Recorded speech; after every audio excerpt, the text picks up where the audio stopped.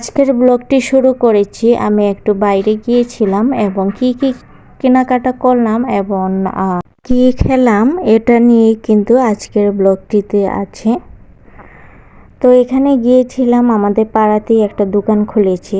তো এখান থেকে কিছু আমার লাইলিং আর পায়জামার কাপড় বাকি ছিল, আর হেল্পিং হ্যান্ড আপুর জন্য একটা গজ কাপড়ের নিলাম। উনি একটু জামা স্টাইলে পরেন, তো ওনার জন্য এটা নিলাম, আর সাথে একটু সেলোয়ার কাপড় পছন্দ করে নিচ্ছিলাম। তো এখানে প্রায় আমার 1500 টাকার মতো কাপড় আমি এখানে কিনেছি।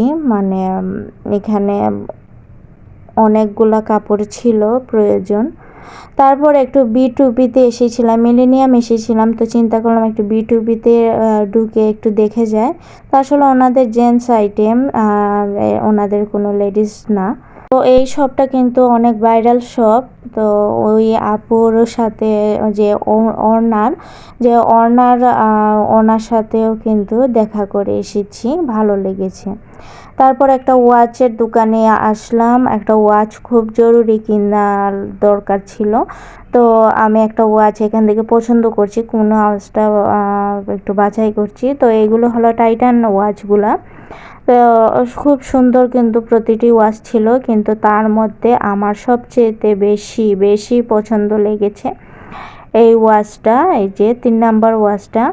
কারণ এই ওয়াচটা আমার ভীষণ পছন্দ লেগেছে, কারণ এটা একদম সিম্পলি আর একদম কিন্তু ইউনিক ডিজাইন। মানে পরলেও বোঝা যাবে এটা খুব একটা স্মার্টনেস দেখায়, বা একটা মানে রুচিশীল বোঝা যাচ্ছে। আর বাকিগুলো তেমন বেশি ভালো লাগেনি, কারণ এখানে স্টোন বসানো। তো এই স্টোন বসানো ঘড়িগুলা এক সময় চলতো, এখন আর এগুলা তেমন বেশি চলে না, কারণ এগুলার মান এখন বেশি নেই। সেই জন্য আমি ওইগুলা টাচ করিনি। আর এই ঘড়িটা আমার ভীষণ ভালো লেগেছে। তো ঘড়িটা কিন্তু 1500 টাকার মতো নিয়েছিল, আরও 50 টাকা আমার কাছ থেকে চেয়ে নিয়েছে। তো ঘড়িটা কিন্তু অনেক বেশি সুন্দর ছিল, আমার ভীষণ ভালো লেগেছে। তো আপনাদের কাছেও কমেন্ট রইল যে কীরকম লাগলো আমার ঘড়িটা, একটু কমেন্ট করবেন। তো এই দিকটাতে চলে আসলাম সিলেটের খুব নাম করা একটা হোটেলে, পাঞ্চি হোটেল।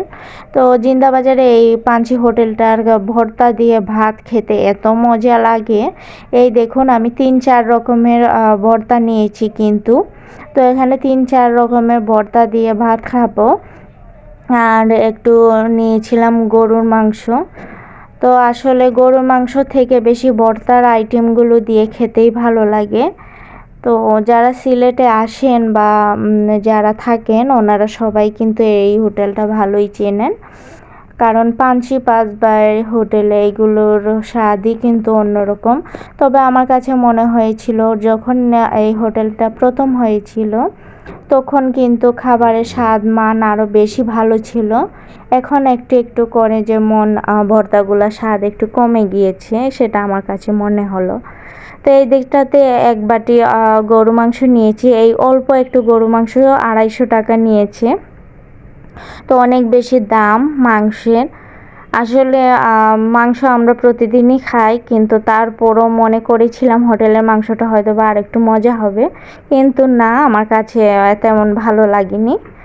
কিন্তু ভর্তা দিয়ে আইটেমগুলো ভীষণ মজা। আর এখন আমার মেয়ের জন্য কী নিয়ে আসলাম, একটা বিরিয়ানির প্যাকেট আর একটা আইসক্রিম নিয়ে এসেছি।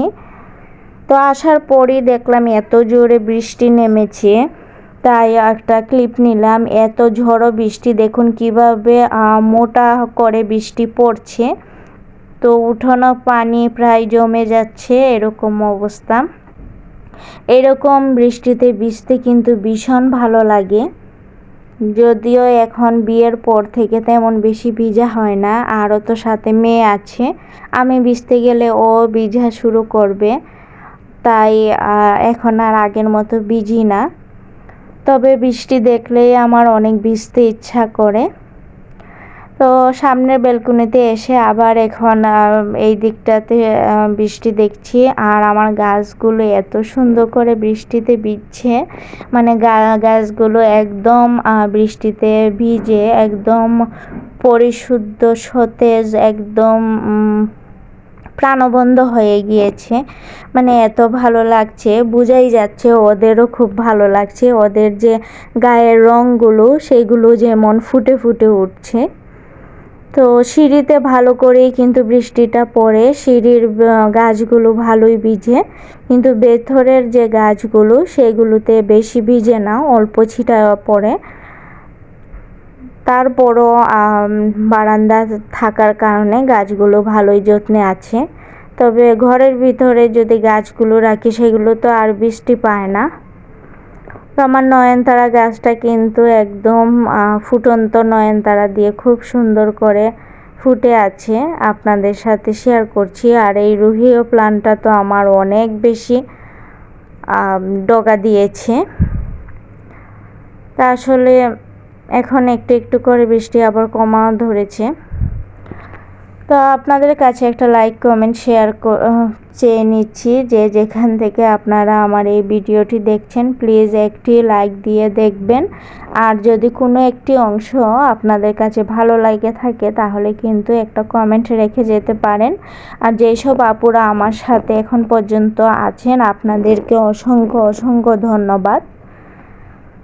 তো এখানে একটু মিষ্টি চলে এসেছি, সেটা হলো সিলেটের পানচিনি মিষ্টি বিতরণ এইভাবেই করে, যেমন জিলিপি আর নিমকি আর মিষ্টি আর সাথে একটা পান সুপারি দিয়ে দে।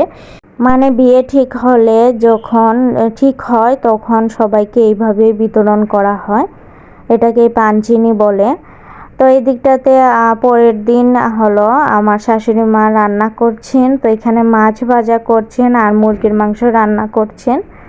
তো এগুলো রান্না বান্না করছেন তাই আপনাদের সাথে একটু ক্লিপ নিয়ে নিলাম। তো মুরগি বোনাটা কিন্তু ভীষণ মজা ছিল, যেহেতু পরে খেয়েছি, খাওয়ার পরে ব্লগ দিচ্ছি। তো আপনাদের কাছে আমার এই ছোট্ট ব্লগটি কেমন লাগলো বলবেন প্লিজ, কারণ আজকে বেশি বড় ভিডিও আমি দিতে পারিনি, আমার কাছে আর সময় পাইনি ক্লিপ নেওয়ার। তো যতটুকু পেরেছি ততটুকুই শেয়ার করেছি, কেমন লাগলো জানাবেন। তো এখন মাছগুলো ভেজে নিয়ে তারপর একটু ভেন্ডি ভাজি করা হবে, সেই জন্য ভেন্ডি কাটা হচ্ছে ওই দিকটাতে। তো ভেন্ডি ভাজি কিন্তু আমার ভীষণ ভালো লাগে, ভেন্ডি ভাজি আমি খাই। তো এটাকে ভেন্ডিও বলা হয় আবার ঢেঁড়সও বলা হয়, মেন নাম কিন্তু এটা ঢেঁড়স। আর আমার ভিডিওতে আমার মেয়ের সাউন্ড আসছে, তো সেটার জন্য আমি দুঃখিত।